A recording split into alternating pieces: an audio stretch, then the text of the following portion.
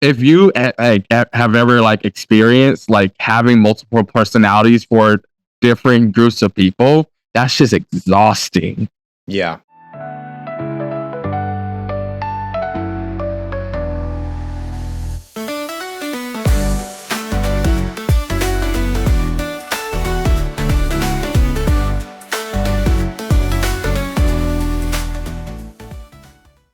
Today, we are truly honored to host Sidney Sykes, a remarkable individual whose journey through the military and beyond sheds light on both the struggles and triumphs of being queer in uniform. Get ready for a conversation that explores the intersection of identity, adversity, and unexpected paths to recovery. Sidney, thank you so much for joining us on the show this week. I really appreciate you being here. I'm glad to be here. And it's so good to see you again, man. Right. I feel like it's been face to face in Japan, and then like we talk like every once in a while on social media, but like we don't actually we haven't actually had a face to face conversation, even though this is a Zoom call. But yeah, it's close enough. But I still get to see you. Yeah. But it has been about a decade, I think now. Right. Oh my God. Oh man, I can feel the gray hairs already like growing on my head the moment you said it was about a decade ago. I remember when Aaron was in Japan. I wasn't in the military at that point, so I wasn't aging as fast as he was, but whew, man. Life moves fast. It does. It's insane. So, Sidney, as Aaron kind of alluded to a little bit in your intro here, you were prior military, or are you still military? Prior military. Prior military. Okay. And you had to deal with adversities and complexities during your time in, correct? Yes, I did. A lot of it was centered around my queerness, as well as like my black identity. I had to jump some hurdles. One of the biggest hurdles that I had to get through, like with my black identity, is that I couldn't have I'm a Southern boy, and I couldn't have a Southern accent in the military without being able to be taken seriously. Wow. Yeah. Yeah. Saying you dealt with some adversities is, in a way, underplaying it. It sounds like it's awful. I'm so sorry you had to deal with so much during your time in. You hear about people who have joined the military and they've not once come across a problem. You know, they do their 4 or 20 or whatever it could be, sometime in between. And they get out and they just talk about, you know, the people they met and stuff like that. But I have a feeling that you remember a lot of those hard times. I do. And I don't like it. It made me made me who I am now. Like I wouldn't be as thick-skinned as I am now if it weren't for those adversities. So yeah, I imagine so. You were forced to grow in an environment that was trying to restrict you as much as possible. Yes. Sidney, I do want to talk more about these adversities, but before we really get into that, I kind of want to know a little bit about just you as a person. You know, share with me as much as you want about where you're from, or, you know, how you grew up and things of that nature, why you even decided to join the military to begin with. So I grew up in a military household. My dad was also in the Navy. He was dental tech at first, but then DT and HM, they merged, and he became an HM throughout his tenure. Yeah, so I grew up mostly around my mom. When I was born, my dad went into the military, and he had his first duty station in Chicago, while I was living with my mom and my older sister in Huntsville, Alabama, in the Chattanooga, Tennessee area. And about when my brother was born a year later, we ended up moving to Chicago to be with my dad. And they stayed together for about a year, and then, you know, they separated, and we moved back to Huntsville, Alabama. A year of living in Huntsville, Alabama, my mom and my dad, they tried to work their things out again, and we got to move back to Chicago with my dad where he was. And then they finally divorced, about a year after that, and I went to go live with my grandma. Me, my mom, my brother, and my sister. We went to go live with my grandma in Huntsville, Alabama, for um, a couple years. And then sometime around fourth grade, that's when I started living with my dad again. And actually, kind of like my dad was working at the hospital at the Navy recruit station then, and that's kind of when I fell in love with like sailor life. Like I like the aesthetic. My dad had this statue, this metal statue of a sailor. I forgot what the it wasn't a statue, it was a trophy. I forget what the trophy was, but like I would always look at that trophy of the sailor guy in his dress blues. And I'm just like, I want to wear that outfit. But I couldn't let my dad know because, I was a very rebellious kid. I didn't want to be anything like my dad. But secretly, I'm just like, oh my gosh, like that's going to be me one day. After after living with my dad for a little bit, we went back with my mom for my middle school years, me and my brother. And that's when I started like really getting into trouble, and just taking advantage of my mom's kindness. Like we had a more like, although my mom was strict, it wasn't a military household. You know what I mean? It was different. But after middle school, started living with my dad again. Was still getting into trouble a little bit. And I actually almost joined the Marines just The Navy's little brother. Despite my dad. I'm like, okay, the Marines is as opposite as the Navy as you can get. But luckily, my dad knows me. Even though I wanted to be the opposite of my dad knew me and knew that I was not made to be a Marine. And they are a different breed. Yeah, they are a whole different breed. And the devil dogs. Actually had one of the recruiters from the Navy reach out to me, calling me like 3 times a day, just like, oh my God. Because I was like going ahead, like I was like, I'm joining the Marines, like this is what I'm going to do, like. But naturally, as a young, like, as a young man, basically, whatever like keeps coming to me is what I'm going to gravitate towards. So my dad had the Navy recruiter reaching out to me over and over again. And I finally like, you know what? I'm just going to join the Navy. Like, I don't know what kind of, I think it was just the calls. Like, I think in the time, I'm just like, okay, if I like talk to this guy, I will stop getting calls from this guy. And so I talked to him, and within a week of talking to the Navy recruiter, I was in boot camp. Oh, wow. So, yeah. That's a great salesman. Yeah, damn.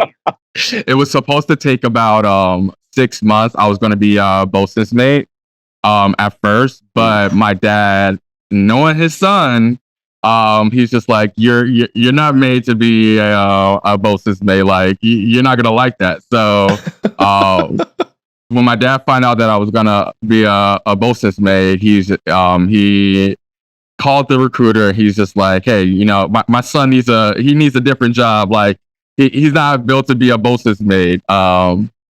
And I ended up landing an LS because I believe someone dropped out. They decided not to take that, and within a week, like within 4 days of that conversation of me changing my rate to LS, I was in boot camp. Oh my God. Yeah. That is insane. That is the fastest turnover I have ever heard. I mean, granted, I don't know how long it was between you doing like the ASVAB and MEPS and, the bear crawl that way they make us all do. But I mean, that is incredibly quick. That's like a salesman slapping the hood of a car and being like, "This bad boy can fit so much boot camp in it." You're just like, "Sign me up!" Oh no! Yes. Oh no! Oh no! I think it was about a week from the ASVAB in MEPS where I was in the military. Well, I was in boot camp. Yeah, it was fast, but I took a year off. Like I was just kind of doing my own thing after high school. Like I took a year off, and my dad, he was fed up with me doing my own thing and not contributing to the household and all the stuff. Oh my and gosh. not only was I not contributing to the household, but I wasn't doing any school. Yeah.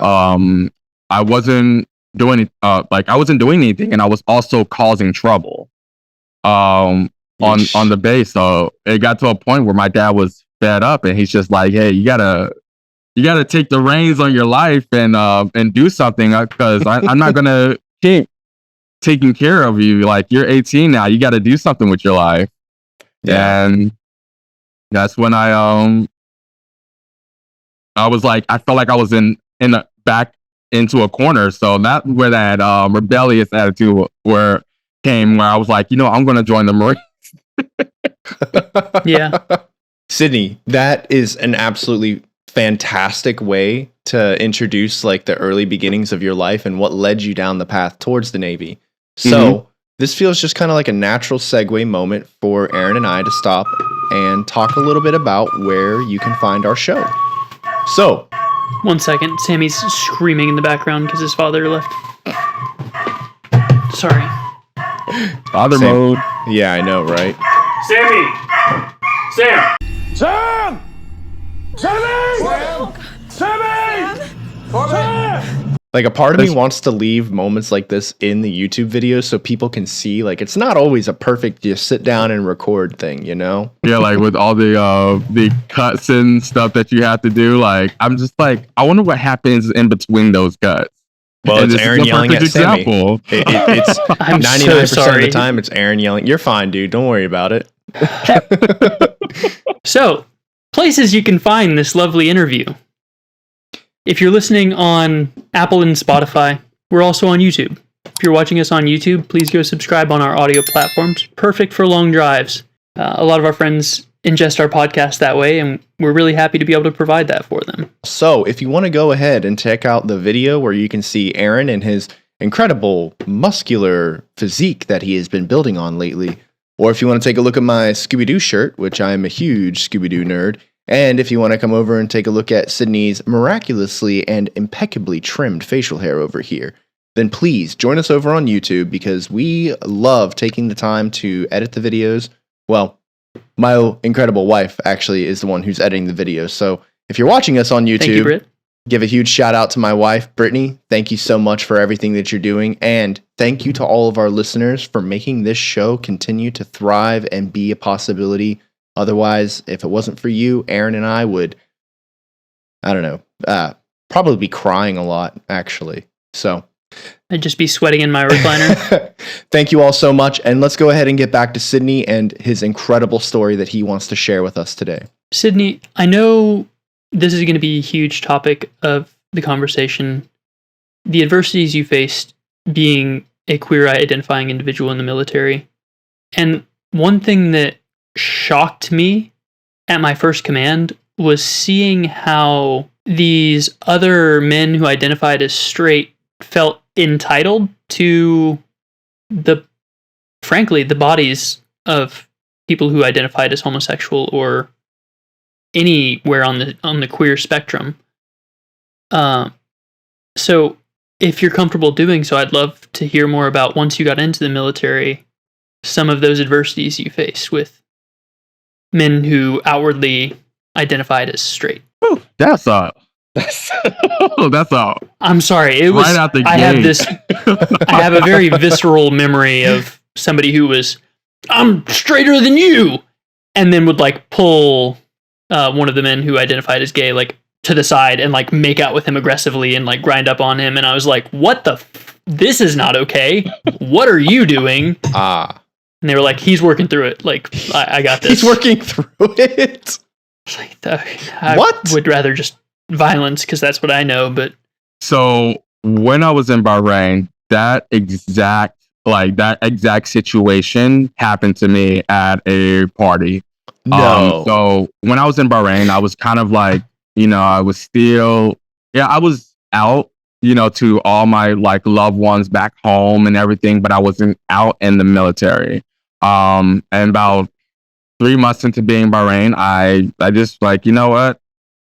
I I'm gay. Like I just started I stopped hiding it. I wasn't outwardly like just telling people that I'm gay, but like I stopped hiding it. I started telling people that were close to me, like whenever I had crushes on the guys that were on the base. Um I went to a party, and this is like my first party that I went to, and wasn't code switching. Like I wasn't just behaving like a straight man.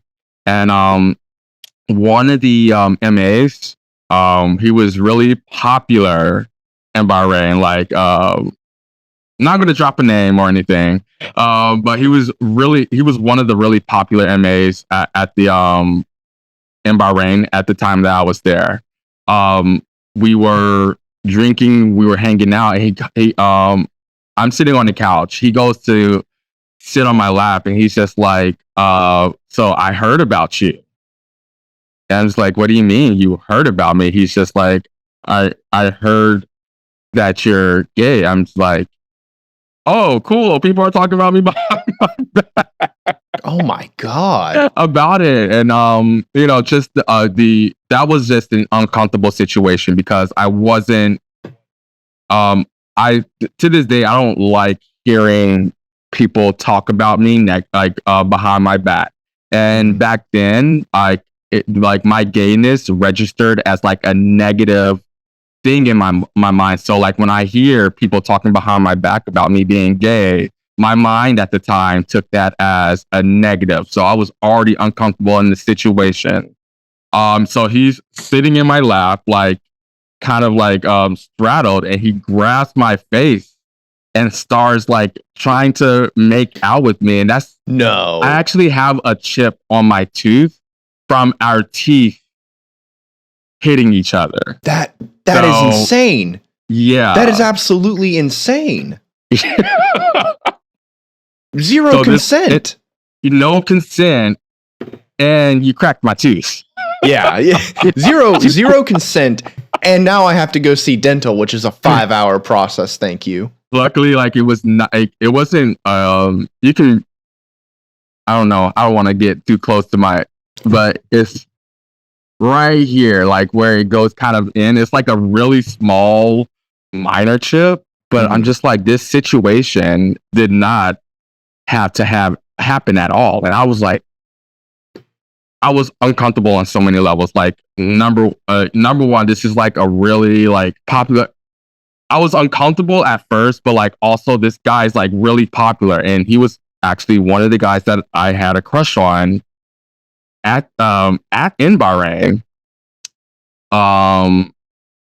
So like young me back then was flattered, and I didn't realize until years later how wrong that was. Yeah, it's completely understandable. You have no idea what's going on. And you've also never been in an environment like that.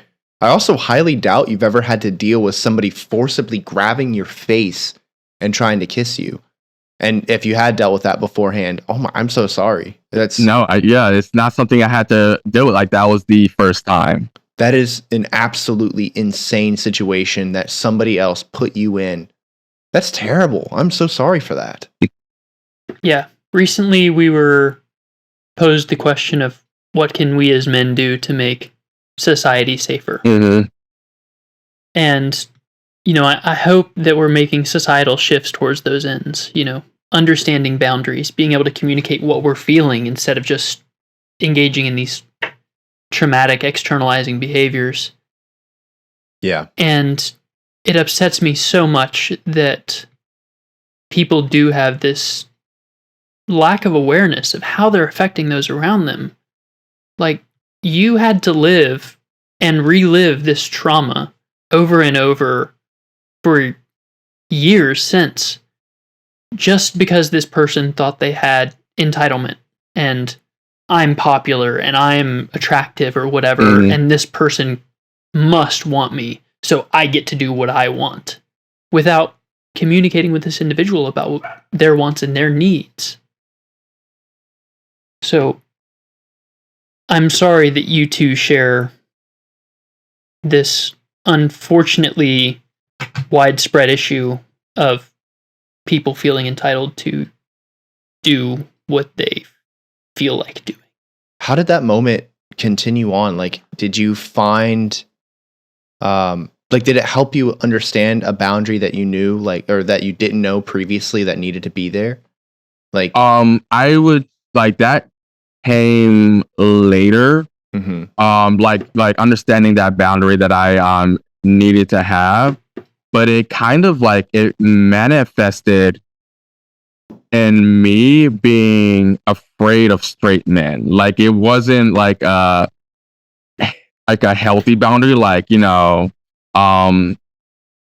it was a rigid boundary. I just learned that terminology while I was in rehab. I created a rigid boundary for myself where I'm just like, you know what, I'm not going into any more parties where there's just like a bunch of straight men and it's like a house party. Like it just, that just became something that I didn't do in the military. Like I would say about a year after that, once I like realized how okay it was, how okay it wasn't, I just stopped going to people's house parties because stuff like that, like although it wasn't a situation where it caused me actual like physical damage, it would just keep happening. Like I don't know, like straight men love to like squeeze other men's asses without consent. And it was like it was things like that that just kept on happening to me where I felt uncomfortable and slightly unwanted, dehumanized, yeah, in a way, just because a lot of people will fight back on stuff like that. I am a very passive person. I don't really fight back. I don't explode, and I don't and back then I didn't let people know when they bothered me. Now I'm good at letting people know when they bother me, but like it's not like I don't explode. Like I've never been an angry explodey person. And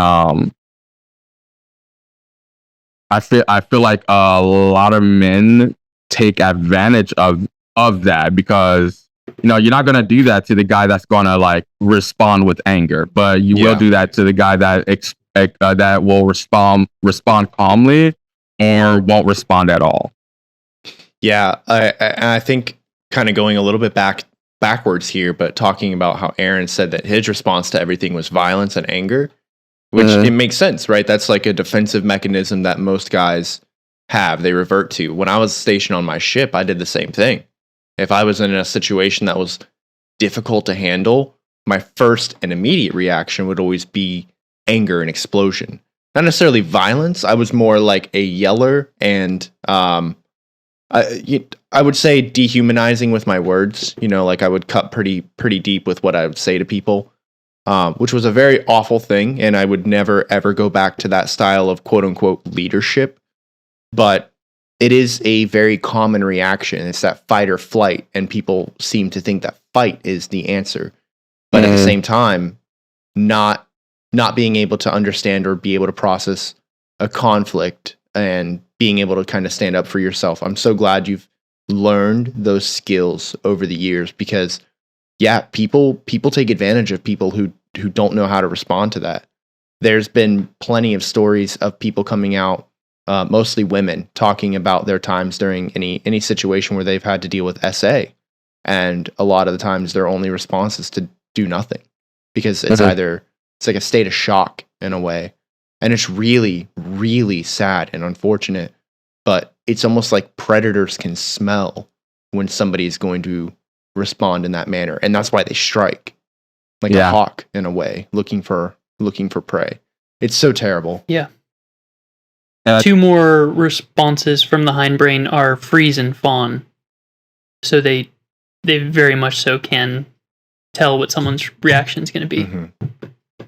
So, sorry, Sydney. I also like kind of feel like a lot of predators are good. Like even if someone would respond naturally in a fight way, if they can like manipulate the situation a little bit before they do said praying, like they'll make the person seem like, oh no, this is such a great guy, like he's so, or they're so honest, and they're so nice and kind, like why would I respond this way to them? Mm-hmm. It's almost like gaslighting. Yeah, or kind of like negging in a way as well. I feel like, well, you just build up this persona to where you can't, your behaviors couldn't be this way because you are this. Yeah. Which, unfortunately, you can be all of these things and still be engaging in these predatory behaviors, which we really need to be talking about a lot sooner and a lot more openly. So again, Sidney, I'm really sorry that you had to deal with that. I just wanted to express some more sorrow because, Sidney, you're such an amazing person. Mm-hmm. Every time I saw you, I was just, you made me exuberant. You know, you were so purpose-driven. I most often ran into you in the gym, and we talked about our goals. We talked about what we were doing and how we were going to get to where we wanted to be. And I just remember you being this fun, loving, open person, and it breaks my heart that you weren't able to be yourself because of the traumas you endured and therefore the fear and anxiety that left you with. So I'm glad that eventually we're going to get to the part in the story where you recover and come back to yourself. Mm-hmm. So if you feel it's time, do you want to talk a little bit more about your experiences in the military or when you got out and started to heal? I'm really open to this conversation here. We can still like I'm okay to to go back into talking about the military. I know like all that stuff is, you know, it's in the past, and it doesn't, I'm too far along on my healing journey for it to affect me by talking about it. You know, that makes sense. That's good to hear. Yeah. It's really good news to know that like you've managed to heal and be able to look back on those memories without having like flashbacks or becoming, you know, frozen with trauma. And that's incredible. And that's what I hope for everybody who goes through their healing journey as needed.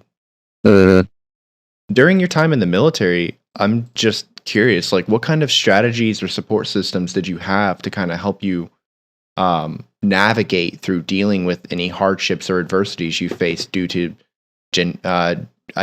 sexual orientation or race, or you know, even where you're from? I befriended women.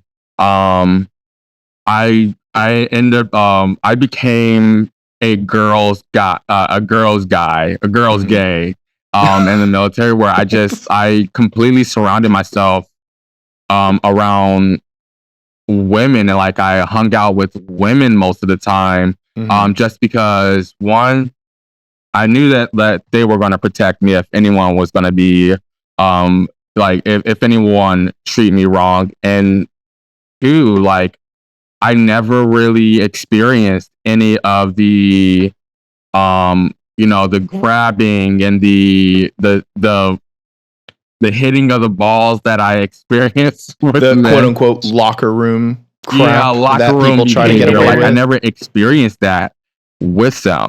Yeah. But when I was, especially like while I was in the ship, I wasn't allowed inside the women's barracks, not I can't Birthing. Yeah, I wasn't allowed in the women's birthing. I always had to go back to my male birthing, which people in supply, they're a little, they're different. They're a little bit more mindful of stuff like that, but that male like toxicity still kind of seeped in. And I was like, it got to a point where I wasn't even comfortable going to my birthing. I would like sit on the mess sticks for a while before actually. The only time I would go to my birthing was to sleep. Jesus. Just because there was always this fear of someone pulling back my rack and just disturbing me when I didn't want to be disturbed. So yeah, my strategy was that I knew I felt comfortable around women, so that's where I gravitated towards. I just hung around women when I could. So I'm curious, is there any kind of, in a way, during your time of healing, have you kind of looked back on that moment thinking that you wish you had tried something a little different? Or is that exactly the same strategy you would employ this day if you were in the same situation? I wish I was able to speak up for myself a little bit more, because I feel like if I was able, like, the reason why a lot of these guys did these things is because I never told them that they were doing anything wrong. Okay. I would always just laugh it out and act as if it was okay. And I wish, younger Sidney had the balls, not the balls, but like the ability to the gumption, just say, don't do this to me. Like, I don't like it. Yeah. Yeah. Like, my strategy definitely has changed because, like I said, I made it through rehab where I was just centered around all male veterans like the entire time, and I thrived there. Like, and I think it's because I'm able to tell people when I'm uncomfortable, like, or when I don't like something, or when something's not okay. That's incredible. And that's a very difficult skill. I guess I'm going to call it a skill here. It's a very difficult skill to actually build and be able to utilize in an effective way that can help you get yourself out of a situation that you don't like. And sometimes, it's easy in your head to say, I don't like that. I should just tell them I don't like that. But then you're actually, I don't know why my thought process was chocolate chip cookies made by a grandmother, right? But it's you don't like chocolate. But every time you go see grandmother, she makes you chocolate chip cookies. So you have no choice but to eat those chocolate chip cookies. And if you just told her you don't like chocolate, she'd make you something else, but you won't tell her. Yeah. I don't know why my brain went there, Sidney, but that is exactly what came to my mind because it's so funny. And it's true for your situation. But if I didn't like anything that an elder made for me and my family, I wouldn't eat. Oh no. Oh no. I grew up in one of those families. Like, my mom was just like, oh, you don't like what I cooked you? Either you're gonna eat it or you're not gonna eat tonight. I guess Sydney's not eating dinner tonight, huh? You don't want burritos tonight? No burritos. That was our lunch food. So we had our dinner food, which is whatever my mom cooked, our lunch food, and our breakfast food. We weren't allowed to have our lunch and dinner food or our lunch and breakfast food for dinner, unless my mom decided to make breakfast for dinner. Those are special days. Breakfast for dinner is really the way to go, in my opinion. That's seriously one of my favorites. But Sidney, I'm rereading The Holy Man right now, and one of the big stories that I recently reread in that book that spoke really deeply to me is how much of a travesty it is to be living in fear. So you were saying you had all of these avoidant strategies that were keeping you from living your life in a more fulfilling way. So again, I'm so happy and so proud of you for learning to set these boundaries and communicate your needs and your feelings. And I wish that we societally had been a part of doing that sooner. You know, I'm so glad we have such great friends like Mr. Chaz, who's teaching kids these skills today. Mm-hmm. But can I hear more about your journey of getting to that place? You know, you couldn't have stayed in the mess decks forever. So what was kind of the next step for you in your personal journey? So the next step for me was to when I got to Hawaii, after I got stationed in Hawaii, I kind of like revamped my my personality, and I felt like I just started to deal with it. I kind of got into the mindset, guys will be guys, and like this is okay. Like this is something that like we just do. You know, I kind of got I brainwashed myself into thinking that it was okay. So yeah, I didn't stay in the mess decks forever, and I didn't avoid people forever. I just kind of I started to just allow it to happen to me. It was just something I'm just like, you know what, like this is. I was very lonely when I was in Japan. Like, you know, as far as I had friends, and normally they were outside. Like, you know, I had girlfriends, and then I had like the occasional guy friend that was outside of my command, outside of my ship, like you and my friend Henry that I still talk to today. And but I got tired of feeling that loneliness, and like, you know, I just like when I got to my next duty station, I'm just like, you know, I want friends, and in order for me to have friends, I got to take the good and the bad with it. So at my next duty station, I joined in on the fun. Like I just kind of just like, this is okay. This is what we're supposed to do. Like this is how we hang out with guys. And like, whenever I did like need the break, I would kind of like start gravitating toward women. And that's like when I realized that, oh my gosh, I have two different personalities.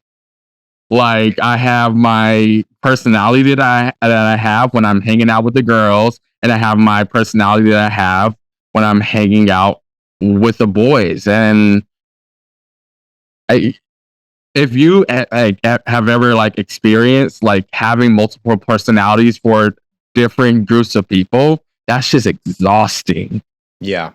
It is so exhausting. And then whenever those groups like meet, like when you're in command, you know, is like there's a lot of times where the group mixed, and like I just felt like I was off-putting different friends because I was behaving differently in front of different people when I saw them at the same time. So I had to figure out, I always had to like kind of tiptoe. I'm like, okay, what aspects of my personality do I show in this situation, like that will appease both these two different friend groups? That's exhausting. Yeah, I'm exhausted at trying to explain it. it sounds exhausting just hearing it. It's like being a social chameleon, but you have to switch between multiple colors at one time. Like that is a lot. And because you didn't feel safe, you couldn't just be yourself. Yeah. So not only are you trying to interact with the outside world, but you're also putting all these internal barriers and just plugging up so much stuff. Yeah. So it makes sense that would be incredibly exhausting, Sidney. Yeah, that's terrible. For you, looking back on how you dealt with those situations, I'm curious, like, what kind of tools do you wish the military had been able to provide you to help you come to terms with who you were as a person and be able to feel more comfortable in your environment? I wish that mental health, like even though they preach mental health in the military, like they preach it, but it's literally just a word for them. I wish there wasn't such a taboo mindset when it came to mental health, because when I got to my last duty station in Hawaii after Japan, I decided to try to like get into therapy. But my LS1, my LPO, she was like very like anytime like I told her I was like going to therapy or anything, she was always just like, "What's wrong? Like, what's wrong now, Sydney?" Like it was like she was very aggressive with it. Like whenever I went to therapy, I was going to therapy once every while I was there, and anytime like even like I had to start saying I'm going to medical in order for me not to get that kind of aggressive like reaction from her. Mm-hmm. Like I'm just like, oh, I had to like change up to I'm going to medical. And like going to medical, that's okay. But if you're going to the mental health clinic, I got that angry like, what is up with Sykes now? Like reaction from her. Yeah, And I just wish that mental health wasn't a at the time that I was in. I wish mental health wasn't as taboo, and I wish it was like people in the military didn't just have a surface level of knowledge about it. Yeah. The moment you say mental health, they immediately assume it's you're on the watch list, right? Like, don't give this guy a gun or whatever situation it could be, like. But it's like sometimes you just have personal things you got to work out. It has nothing to do with an ability to. And your situation clearly was more extreme than like a standard, like a person needs to come to terms with X, Y, Z. But you had to work through some stuff, a lot more stuff than I think the standard average person may have to. But regardless, like the concept of mental health should not be tabooed, and I'm 100% with you on that. Mm-hmm. I think you'd be happy to know that nowadays it's not as taboo. In fact, it's when they say we care about your mental health, a lot of the people finding themselves as first classes and chiefs nowadays, they mean it. They're like, hey, go to mental health, get that appointment. Like, I'll walk over there with you right now and help you set it up, because they're going to be asking. Now, there are still issues. Do not get me wrong. And a lot of that comes from scheduling an appointment itself, because they have like certain criteria you have to meet. And if you're outside of that criteria, they'll kind of ping pong you to a different place.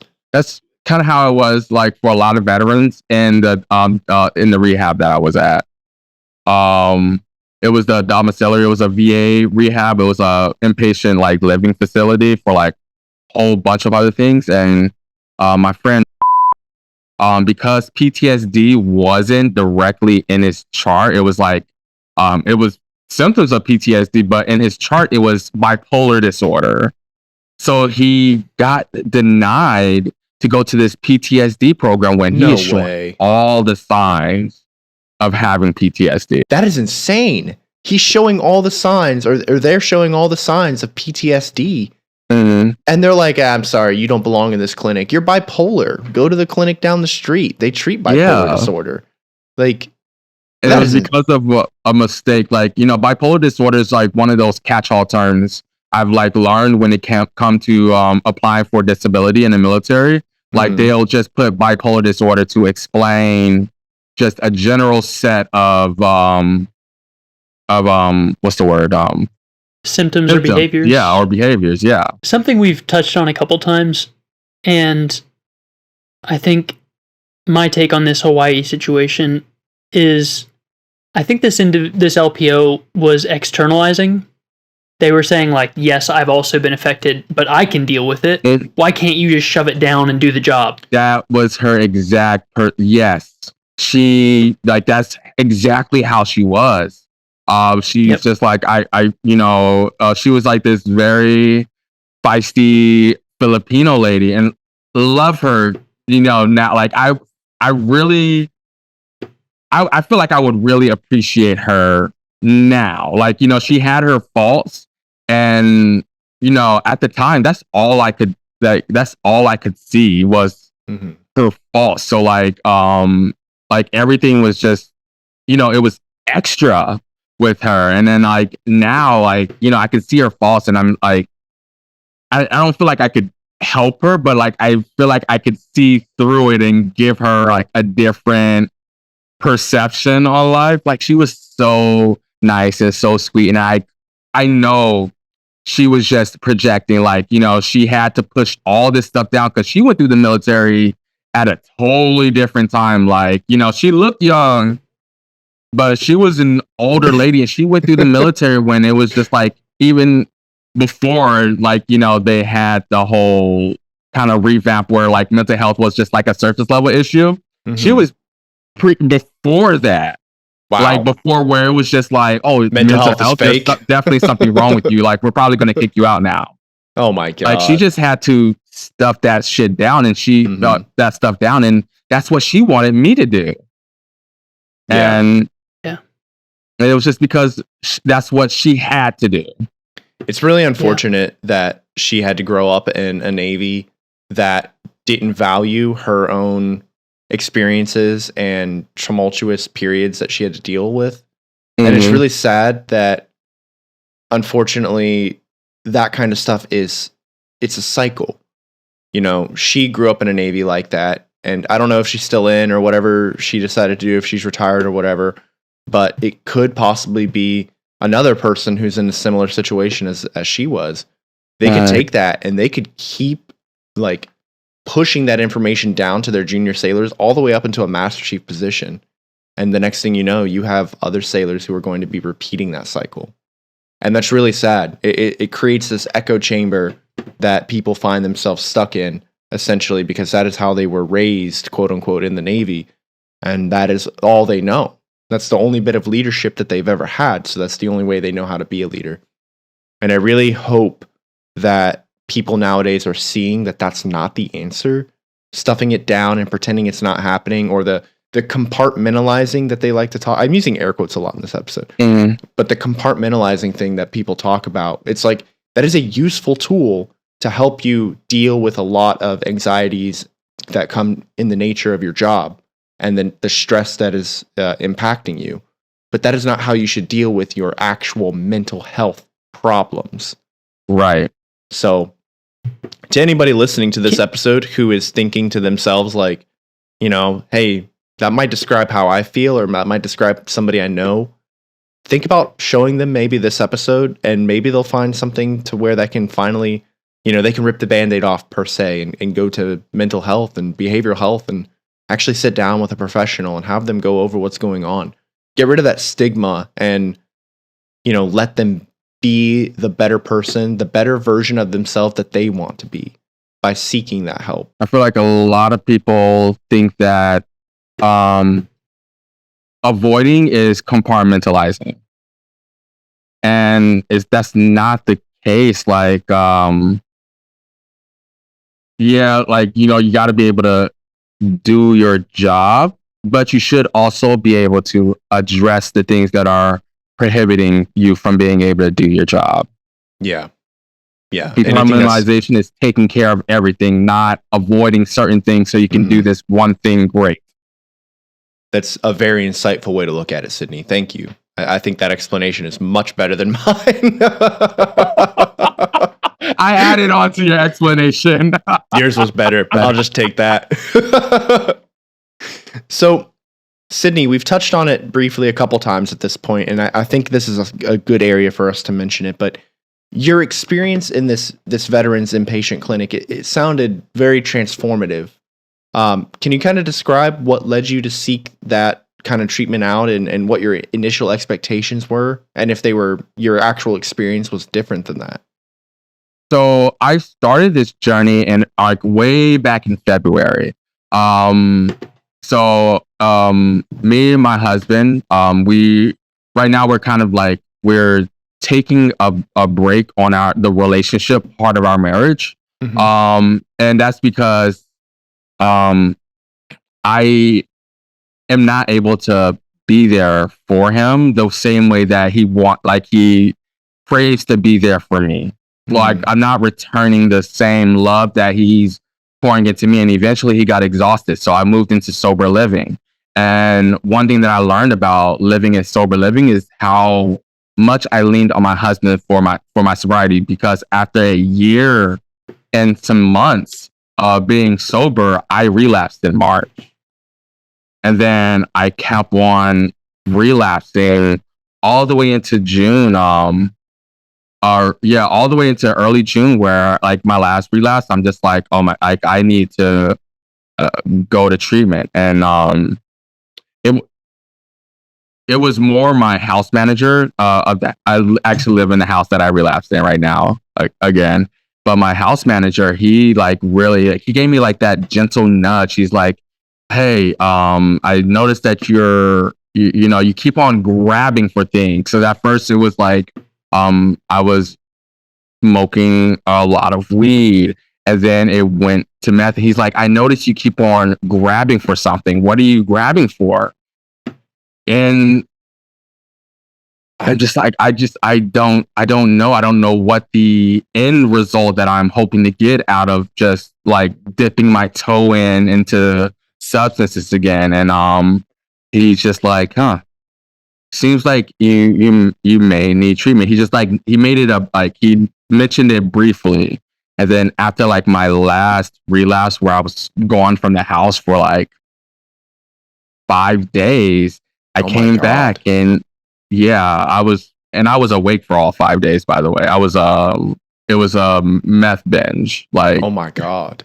It was really bad. So I was away for 5 days, and he's just like, you really, really need treatment. So I took myself to the VA outpatient clinic here in Austin, and I'm just like, hey, is there, do you guys like have any rehab have facilities?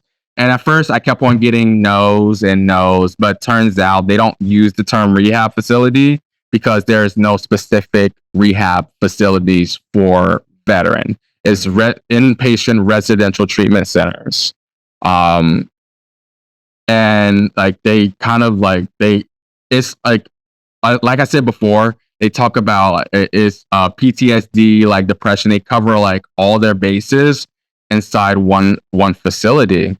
And yeah, so if it wasn't for my house manager's like gentle nudge, like he was super gentle about it, and I'm glad he was super gentle about it, because I would have resisted had he not been as gentle as he was. Like, he just mentioned it fleetingly and kind of planted the seed and made it needed to be my idea. He made it feel like it was my idea. And yeah, like if it wasn't for that gentle nudge, like I wouldn't have done it. If it was like, if he would have told me like, you need treatment, like you're sick, or like, you know, if I would have felt patronized, I would have resisted and eventually moved out of this sober living facility and just go back to my old habits. Yeah, the house manager sounds like a really good sober buddy, honestly. He's amazing. Yeah. Like my house manager, like I cannot get over how amazing he is. Kudos to him, seriously. He was like kind of like when I see how much he loves me, and like that, like when I saw how much he loved me, I realized like, and how he often pointed out how much I love the community, because I did things like create a Slack line outside, and I was trying to get the community more involved. And he saw how much love I was pouring into the community, and like seeing the way that he loved me, and seeing and him pointing out how much I love my community, it made me realize, why am I not showing the same love to myself? That's a powerful realization. Yeah, like seeing how much he loves me, it's like made me like really realize, like I took for granted like how much my husband loves. My husband loves the loves the heck out of me.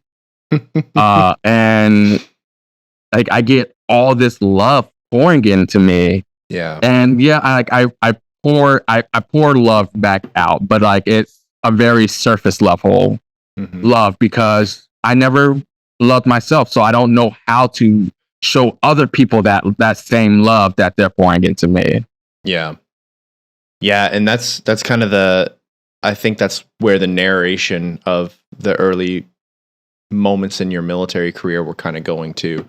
because it sounded like you started off by telling us that you viewed your queerness as a negative thing, you know, but that's who you are. That's a part of you. So you looked immediately at yourself in a negative light.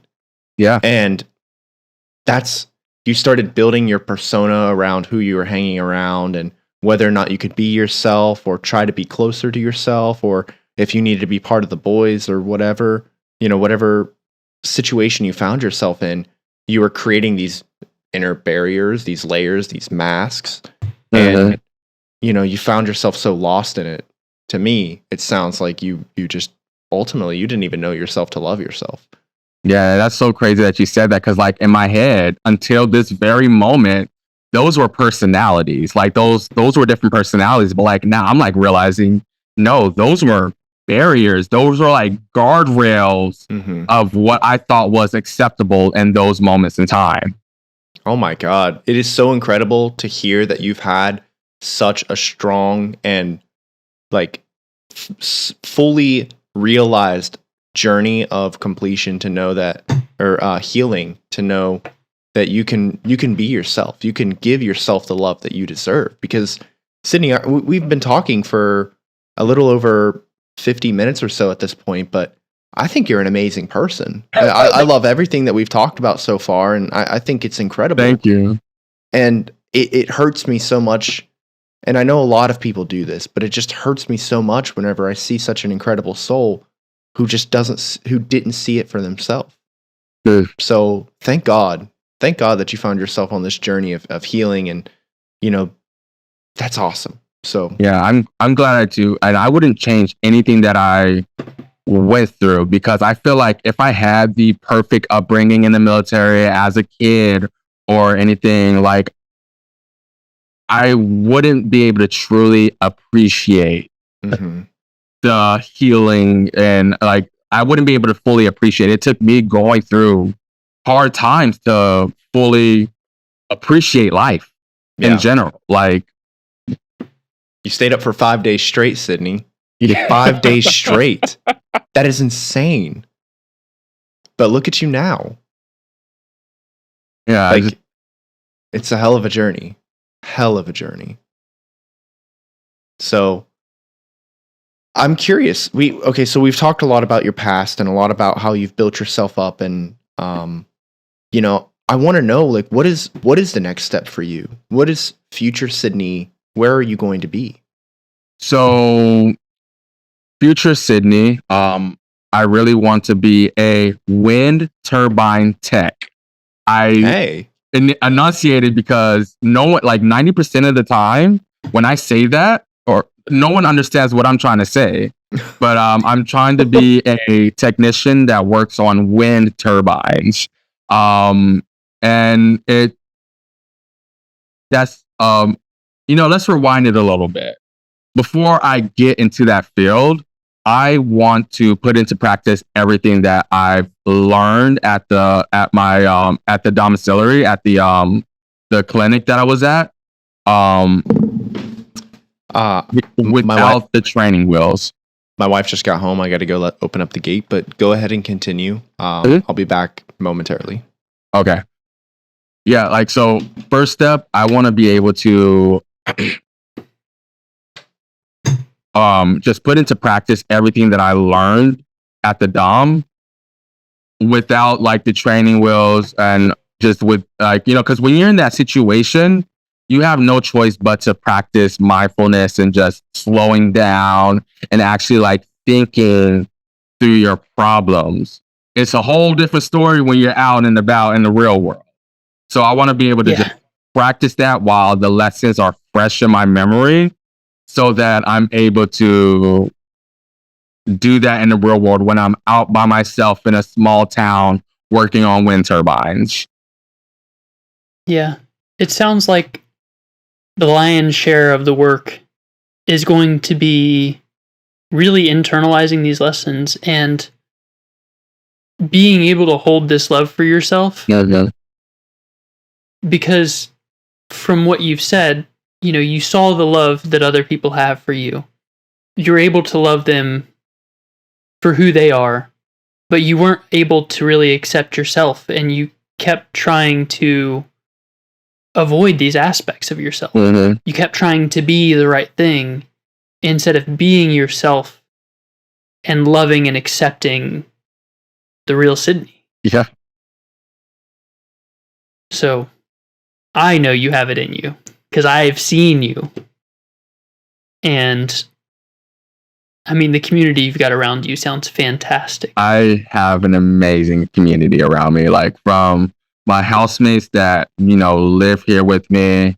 Like one of them was living here before, or two of them were living here before I left. And like we got back with each other. It's like nothing's changed. Like we're like, my mind, like their mindset, three of them that live here were here before I left here. And like, although like nothing around the house has changed, like this house is still just super relaxing and loving, but all of our mindsets have changed. Like we've like upgraded mindsets. And I love being in that journey is amazing, but watching that journey happen to another person, being on the outside looking in and like knowing that you guys are like doing it together, chef's kiss. Like that's just the seasoning on the roast beef, like the icing on the fucking cake. Yes. And then like, outside of the house, like I have like, my climbing community, which is just loving and accepting of me, and like and just like a couple friends that I met right before I went to rehab. Like we bonded while they knew that I was going to rehab. Like we met and bonded while they knew I was going to rehab. And like just knowing that they were they were going to be there for this person that they just met. And knowing that this person's going to be away for a whole entire summer, like that was amazing. Like that was life changing. That kind of changed my whole concept on what a friend is. Like, yeah, I feel like I missed something really important. One thing that I really love about climbers and climbing is the mindset. Every obstacle they come up to, it's a problem. mm-hmm. But that's not terrifying. That's not overwhelming. That's not disheartening. It's an opportunity. It's exciting. Yeah. Hey, Yeah. this is the problem. Man, do you know how to fix this? Do you know how to get at it? Maybe if I tried this. Oh, that didn't work. Maybe I have to be more dynamic. Uh-huh. Maybe, I gotta shake my arms out or try different chalk. Or, if I get in a cheeky knee bar, I'll be able to get to the next hold. Not you're I didn't realize you were a climber. I'm not. I just know a little about a lot. Know stuff. Okay, you know too much to not be a climber. I'm a like, YouTube addict is what I am. At first I'm just like, okay, like he brushed up on his climbing verbiage, but when you said knee bar, I'm just like, no, homeboy's a climber. He's climbed a couple times in his life. I'm climbing now. Yeah. But it's amazing that you found that community, and hopefully you feel those lessons as well in your heart and your soul, that a problem isn't something to balk at. It's not, we don't have to change our verbiage, and it's not a problem, it's an opportunity. No, it's a problem. It's a problem. But that's an opportunity for growth. Yeah. I get to figure out what the solution is. And I think that's beautiful that you want to become a wind turbine tech, because you're going to be problem solving. Yeah. You're going to be fixing and Be creating. troubleshooting until I get the job done. Like, and the first obstacle, which is probably going to be like my favorite part of the obstacle, is climbing 300 feet up a straight ladder. Like, that's the first problem I got to figure out.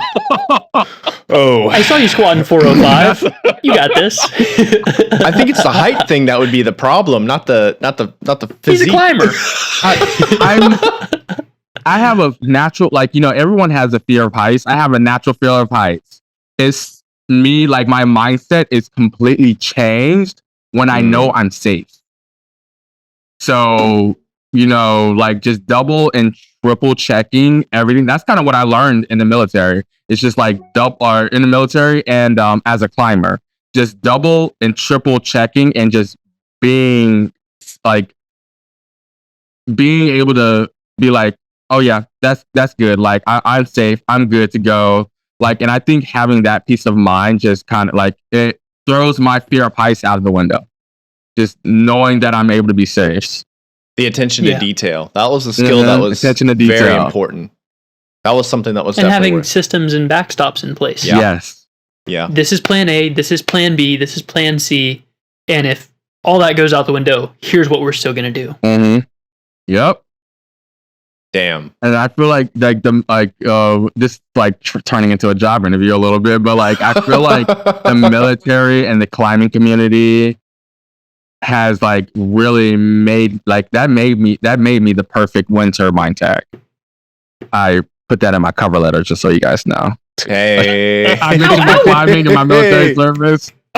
If anybody who owns a wind turbine company needs somebody and they're listening to this show, I highly recommend Sidney. What an awesome person, seriously. Oh, and you can quote me on your resume too. Tim yes, I said that. I promise. I'm gonna link this podcast to my resume. Hey, there we go. That's it. We've made it. Well, Sidney, I am absolutely ecstatic that you were able to join us today and tell us a lot about yourself. You were open, very vulnerable, but the way you came across and was able to tell your story, it felt peaceful, which shows me that you've come to terms and found peace in the trauma and issues that you've dealt with. And I know there's a lot more to your story. You can't take a person's life and sum it up in 1 hour. Aaron could. He's really good at that kind of stuff. He sums up a lot of stuff in like a minute.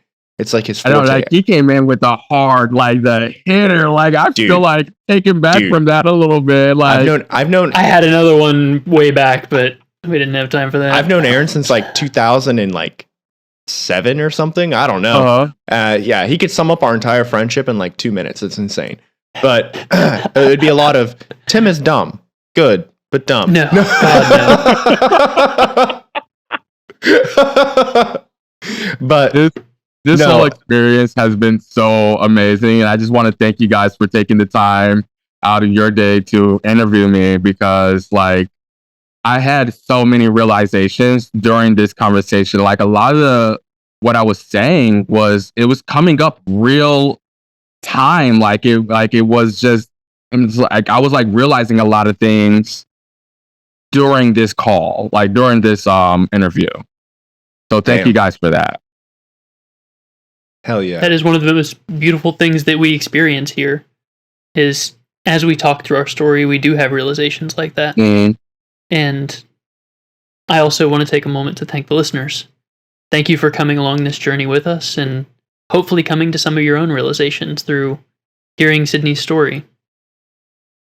Whether that's how you can change and improve, or how you can support those around you, or things that you need to address in your own life. Hopefully we can be there for you as we have been for Sidney over this past hour, and how we will continue to be there for Sidney moving forward. I'm always here if you need a call. 100%. I would love to be there for you. Definitely. You guys, I would love to be there for you guys as well. And Sidney, like, I'm glad I went through this journey, because like I'm able to fully and be able to do that and not feel like I'm promising something that I can't promise. You are such a genuine soul. Thank you so much for just being you, seriously. Thank you, Tim. So, for everyone else who wants to be there for us, we have t-shirts. Oh. We have Patreon. We have Discord. We want your questions for our guests so we can bring Sidney back. And as Tim said a long time ago, berate them with questions. Berate them, please. Withdraw all the wisdom from their brain and inject it into yours. I think I'm going to get off this call and give me a t-shirt. God, we love support. Well, we have new ones in the making, so you might want to check that out when they come out. I would just wait. In the Be like meantime, Pokemon, I gotta catch them all. that's why they call me Ash. I hope our That's why the they new call ones when me they come Ash. out, but I'm also gonna get the old one too. I hope our listeners have the same mentality because that's I gotta catch them all. I'm gonna frame my T-shirt whenever we get the new one. So to any of our listeners, if you're interested in sharing this episode, please do so. We have a link tree and all of our descriptions down in the description. Sorry, all of our links in the description below. Wow. And if you would like to collab with us, we're always open. Please, our email, nostreetlightspodcast@gmail.com. Please reach out to us. If you're interested in being a guest on the show, we're also open to that as well. So hit us up. Let us know. Tell us a little bit about yourself so we can get your story out there so people know what you faced and how you've been able to change that situation. Or if you're still working on that, that's fine too. Nobody's perfect and we don't expect you to be. So, if you're interested, hit us up. If you want to talk, hit us up. So it is important to note that our podcast is for entertainment purposes and cannot be substituted for professional medical advice. If you need help now, please call 911, or you can call or text 988 for immediate intervention. If you want protracted support and you don't have a resource for that, we're happy to partner with BetterHelp, so you can get help on your time and on your terms. Using the link betterhelp.com/NSLP gets you 10% off your first month and helps this channel grow in a way that I can't begin to express. This show continues to go with your guys' support. So sharing, collabing, and, supporting us directly are the ways to help us thrive and maintain. So just remember, be good to yourselves and each other. We love you. You're right on time. No street lights, but we're finding our way. In the dark, but we've got something to say. Lessons learned and stories untold. Come on.